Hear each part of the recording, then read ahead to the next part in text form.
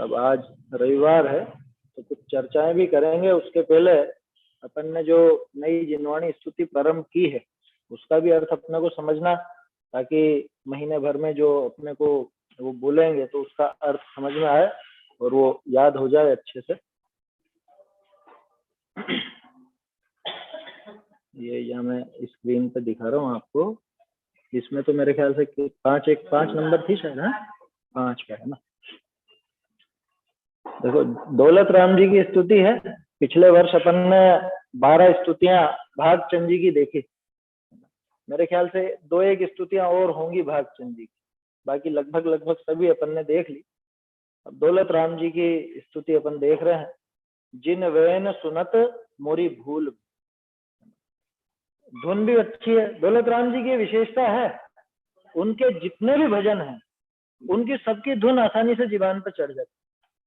बाकी जैसे दयानंद राय जी के कुछ में दिक्कत आती है अपने को बोलने में, वो दिक्कत में कारण वो भी बनता है कि भाई प्रिंट करने वालों ने जो प्रिंट करा तो वो धुन को आगे पीछे बिठा देते हैं। जैसे किसी में रे भाई शब्द आया तो मान लो रे भाई बाद में आना, तो वो पहले लिख दिया तो आप उसी को पढ़ करके साथ में बोलेंगे तो धुन बैठेगी। तो बहुत सी जगह ऐसी गड़बड़े भी हो जाती, क्योंकि वो सब तो उन्होंने छंद के हिसाब से और जो पुराने काव्य चलते थे उसी के हिसाब से सबने भजन लिखे हैं। दौलत राम जी बहुत बाद के हैं। भागचंद जी और दौलत राम जी लगभग समकाल कह सकते हैं, है ना। तो हाँ, हो जाते हैं वो। उनके भागचंद जी के भी सरल है, ऐसे कुछ वो नहीं। शब्द जो सबके ही अच्छे हैं। बुद्धजन जी से बाद में हुए दौलत राम जी। हाँ, दयानंद राय जी, भूधरदास जी, बुद्धजन जी, इनके बाद के हैं ये दौलत राम जी और भागचंद। दौलत राम जी और भागचंद जी सबसे लेटेस्ट यूं समझो, इसलिए इनकी भाषा में परिवर्तन दिखता है। दयानंद राय जी के जो शब्द मिलते हैं, दौलत राम जी के पदों में थोड़ी सी सरलता दिखती है उसके मुकाबले। देखते हैं भजन। जिन वैन सुनत मोरी भूल भगी, जिन वैन सुनत मोरी भूल भगी, कर्म स्वभाव भाव चेतन को, कर्म स्वभाव भाव चेतन को, भिन्न पिछानन सुमति जगी, जिन वैन सुनत मोरी भूल भगी। बहुत कठिन तो नहीं है। जिन वैन, वैन मतलब वचन, है ना। वैन शब्द वचन शब्द से बिगड़कर वयन हुआ, वचन का अपभ्रंश हो गया वयन। जिन वैन यानी जिनवाणी, जिनेंद्र भगवान के वचन सुनत, इनको सुनते ही मोरी भूल भगी, मेरी भूल भाग गई। जैसे वो शेर का उदाहरण आया था ना, गधों के साथ लग गया और जब पहुंचा वहां पे चल रहा था, ऊपर से एकदम से आवाज सुनी दूसरे शेर की। तो जैसे ही दूसरे शेर की गर्जना इसने सुनी तो इसका सारा का सारा भ्रम दूर हो गया कि मैं गधा नहीं हूं, मैं शेर। ऐसे ही जिनेंद्र भगवान के वचनों को सुन करके अनादि काल से जो मेरी भूल चली आ रही थी वो सारी की सारी भूल भाग गई, नष्ट हुई।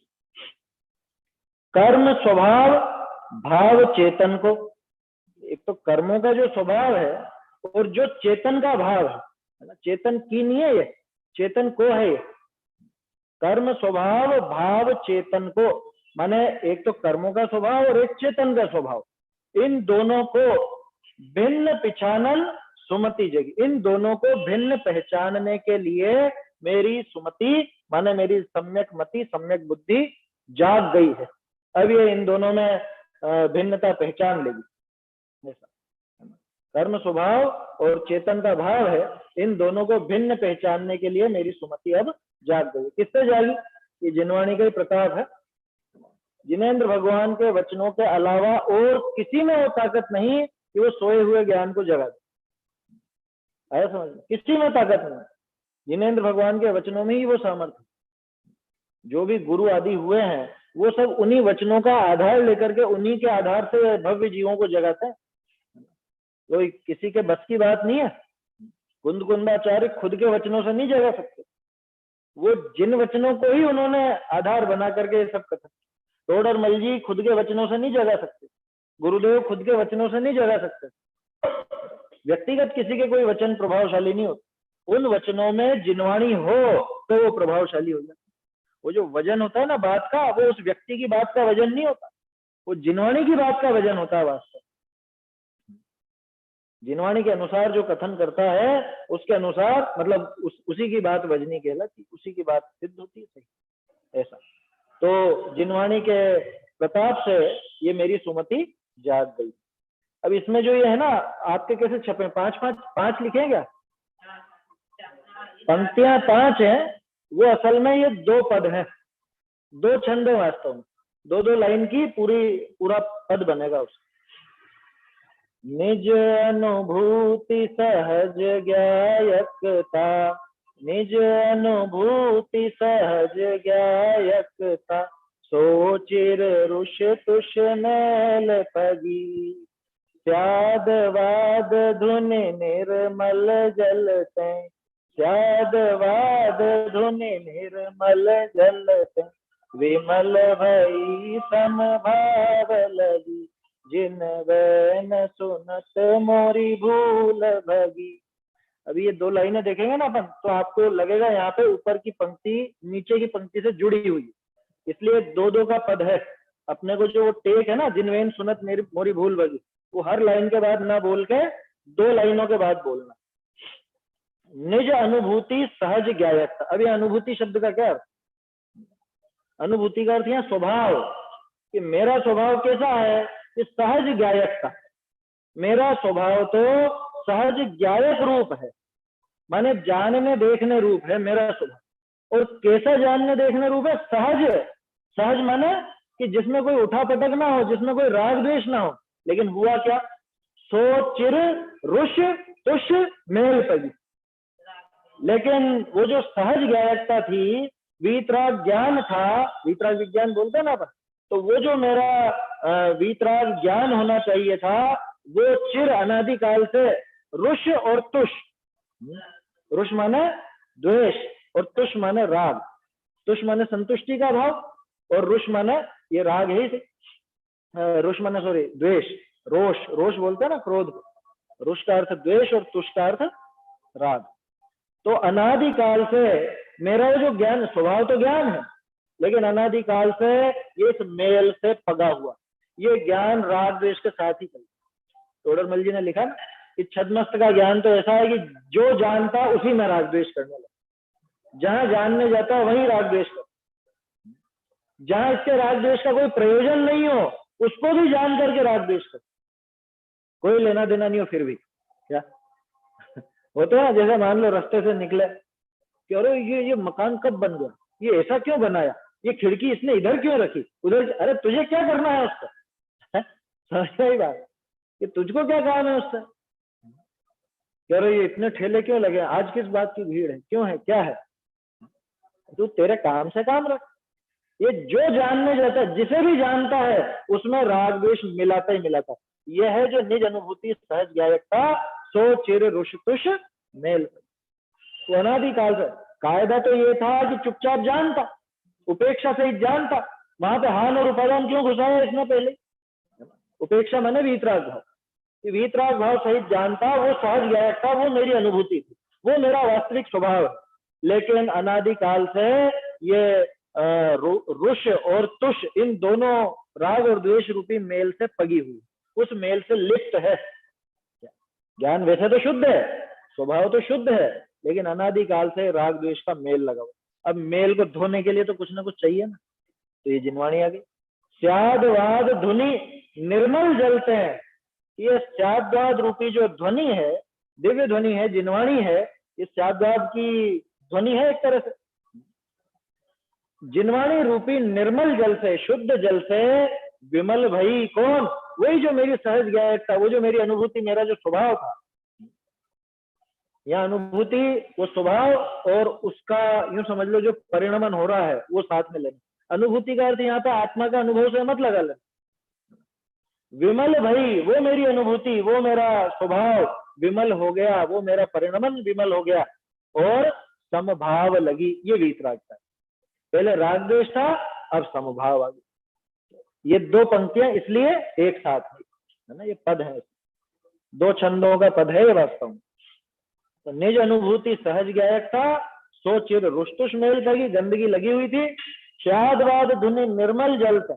और स्यादवाद रूपी जो स्यादवाद की ध्वनि रूपी जो जल है, और कैसा जल, क्योंकि किसी को साफ करना हो तो गंदा पानी काम में नहीं लेता, साफ करना है तो पानी साफ चाहिए। तो साफ पानी से, जिनवाणी रूपी साफ पानी से अब मेरी ये परिणति विमल भई, समभाव लगी, और ये वीतराग भाव की तरफ बढ़ने लगे, ज्ञान उस तरफ बढ़ने लगे। और देखो, संशय मोह भरमता विघटी, संशय मोह भरमता विघटी, प्रगटी आत्म खोज सगी, डोल पूरब मंगल पायो, डोल अपूरब मंगल पायो, शिव सुख लेन होश उमंगी, जिन वैन सुनत मोरी भूल भगी। देखो, संशय मोह भरमता विघटी, संशय विमोह और विभ्रम, संशय मोह भ्रम बोलो चाहे संशय विमोह विभ्रम बोलो, किसको कहते हैं? संशय विपर्य अनद्यवता, वही है। तो संशय मोह भरमता विघटी, विघटी मतलब समाप्त हो गई, घट गई, नष्ट हो गई। प्रगति आत्म सोज सगी, आत्म सोज, सोज माने वस्तु, तुम्हारे यहाँ तो चलता है ना ये शब्द अभी भी, सोज बोलते हैं ना वस्तु, बुंदेलखंडी में तो अभी भी। प्रगति आत्म सोज सगी, कि मेरी जो आत्म स्वरूप, मेरी जो आत्म वस्तु है, कैसी? सगी, सगी आत्म सोच, पराई नहीं, ऐसा समझो। मैं स्वयं, मेरी जो आत्म वस्तु है, मेरा जो स्वयं का स्वभाव है, वो प्रकट हो गया। पहले तो संशय था, पहले विमोह पड़ा हुआ था, विभ्रम पड़ा हुआ था, पहले मैं अपने स्वभाव को भली भांति नहीं जान पा रहा था, कभी कभी कोशिश भी करता तो उलझ जाता, अरे ये जो हो रहा है, ये भाव, ये चीज अच्छी लग रही है, तो ये मेरा हितकारी भाव है या नहीं है, ये मेरा स्वभाव है या नहीं है। राग द्वेष लगते तो बिल्कुल मेरे ही है, आचार्य देव बताते हैं मेरे नहीं। ये शरीर से भिन्नता शास्त्रों में तो लिखी है, लेकिन समझ में आती नहीं, चक्कर क्या है। तो ऐसा संशय, ऐसा विमोह, ऐसा विभ्रम हमेशा से चलता आ रहा था, वो सब तो नष्ट हो गया, और बिल्कुल जगमगाट मेरा आत्म स्वरूप वो सामने प्रकट हो गया। दौल अपूर्व मंगल पायो, दौलत राम जी कह रहे हैं कि ऐसा अपूर्व मंगल पा लिया। वो जो आत्म वस्तु प्राप्त हुई ना, तो आत्म वस्तु क्या मिली? मंगल मिल गया मुझे। मंगल किससे कहते हैं? जो सुख को लावे वो मंगल, और जो सारे दुखों को दूर कर देवे, मल को गला देवे, वो मंगल। ऐसे ही पढ़ा ना बाल बोध में, मलम गालियति इति मंगला, अथवा मंगम लाती इति मंगल। जो मंग को, मंग माने सुख, सुख को लाए वो मंगल, अथवा मम गल, मलम गल यानी मल को गलाने वाला वो मंगल। तो वास्तविक तो यही है। वैसे तो 4 मंगल अपन कहते हैं, लेकिन वो व्यवहार से, निश्चय से मंगल तो आत्मस्वरूप की उपलब्धि, क्योंकि उसी जीव का मंगल होता है, उसी जीव का कल्याण होता है, जिसे अपना ये आत्म सोच प्रकट हो जाता है ना। अपनी स्वयं की आत्म वस्तु जिसको प्रकट हुई, वही वास्तव में अपना मंगल करता है, और दूसरों का भी वही कर सकता है। और क्या हुआ? शिव सुख लेन होश उमगी।